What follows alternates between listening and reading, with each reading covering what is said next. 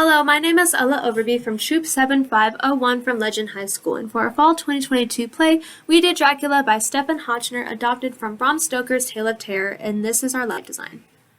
So the play is split up into 3 different acts, each act taking place in a different location, but all following the same story of Dracula, all taking place in the late 1800s. The first one follows a young realtor named Harker who is selling Dracula real estate, but strange things keep on happening to him while staying at Dracula's. He's meet up with 3 strange sisters that try to seduce him and take his blood. In the end, he tries to kill Dracula, but is unsuccessful, and Dracula is now unleashed upon America.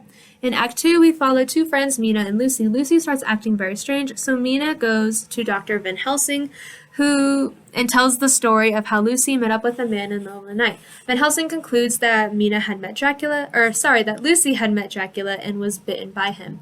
Lucy then gets bitten 2 more times and dies, and Van Helsing swears to avenge her and kill off Dracula.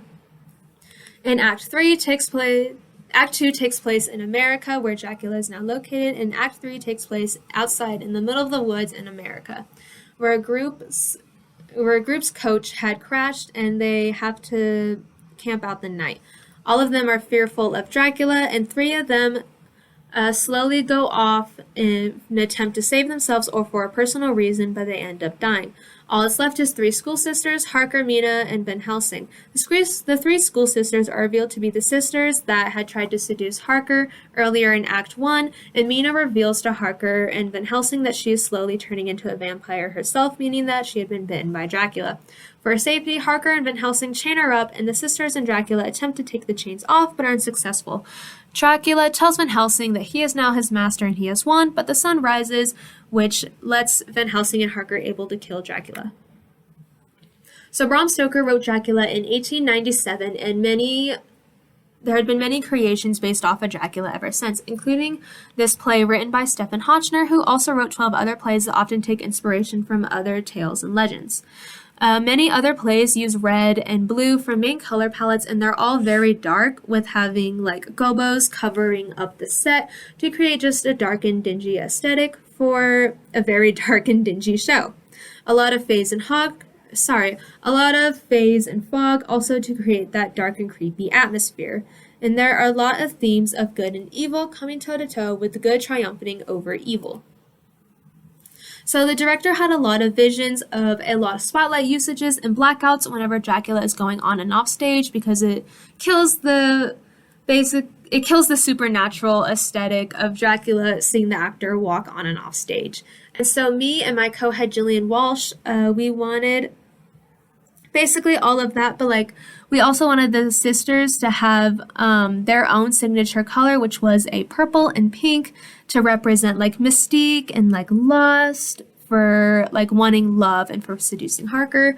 We also wanted a lot of red and blue contrast moments between Dracula and Lucy, and of course everyone wanted red for Dracula because that is Dracula's signature color. And so the final design had basically just Harker's room and the Wenstrom household in a candle-lit orange look, because the main lighting source in the late 1800s would have been by candlelight, so they had to remain orange and candle-lit looking. We have whenever Mina is telling her story of Lucy, basically, the whole stage goes dark except for just some blue LEDs, which are meant to go parallel with the setting of the story that Mina is telling, which is late at night. And there are only spots on Mina, Van Helsing, and Lucy during this. And then in Act 3, it's the darkest out of the 3, with orange flickering lights in the center to give off a firelight look. And of course, we have throughout the show, when the sisters are present, a purple and pink and a red for Dracula. The script requirements went along strongly with the actors' visions as well. So we used a lot more gel colors than these, but these were the main ones for each act. Of course, in Act 1 and Act 2, we have that candle-lit old-timey orange for the Wenstrom household and Dracula's castle. In Act 2, we had whenever Van Helsing and Gretchen go to kill Dracula in Dracula's coffin room. It is very dark and just like a paler, to show that this area is very different from the rest of Dracula's castle and it is a lot creepier. And we also have in that paler blue look for the garden in Act 2. We didn't want to do bright because bright and vibrant does depict outside, but this is a dark and dingy show overall. So having a bright outside would not have fit in, so we went for a cooler outside. And then in Act 3, we have our orange firelight, and we had to light stage right a little bit because a lot of actors would go stage right, and so we needed light on them. So we used purple, which is like a mix of nighttime blue and the orange from the firelight. And then, of course, the sunshine at the end is a golden yellow.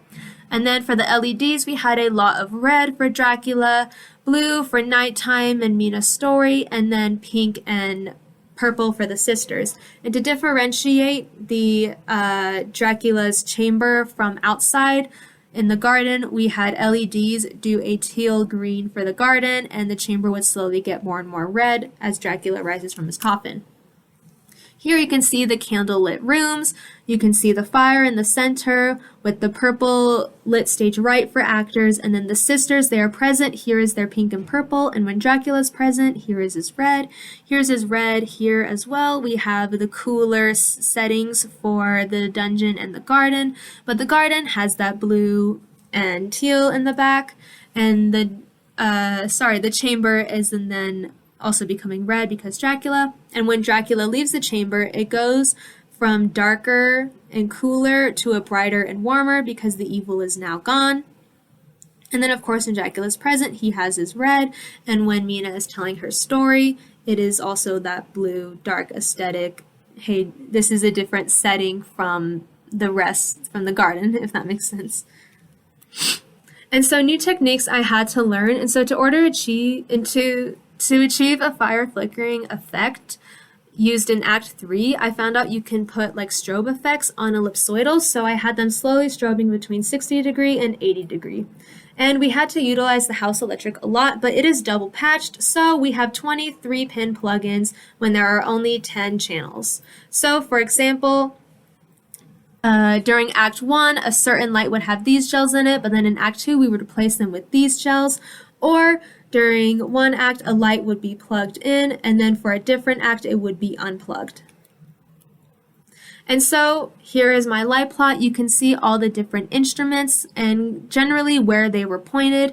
You can see next to each one, I wrote what act they were used in, along with their gel and gobo.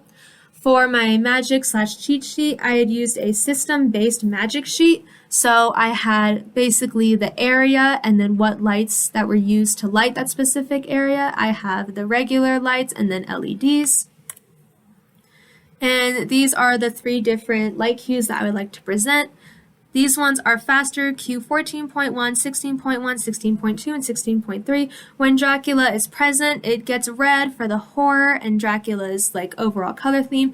It is also darker and paler to represent that this is a different setting from the rest of Dracula's castle. You can see the dark shadowy gobo used in the back as well. And then when Dracula is running off, it's an immediate blackout because it would be really awkward to watch the student walking off as Dracula. And then for Act 2, we have, as Van Helsing is giving his monologue, lights in the Windstrom house are slowly fading, and the lights behind Dracula are slowly rising up, and he is bathed in red and has a red backlighting to create a creepy silhouette. And then in Act 3, we have, you can kind of see the flickering firelight, but the two ellipsoidals that make up the firelight are flickering, and of course we had to have this area lit for the actors. And you can see that it is overall very dark, and it does not look like the indoor of any place, which was the other settings. And that is my light design. Thank you.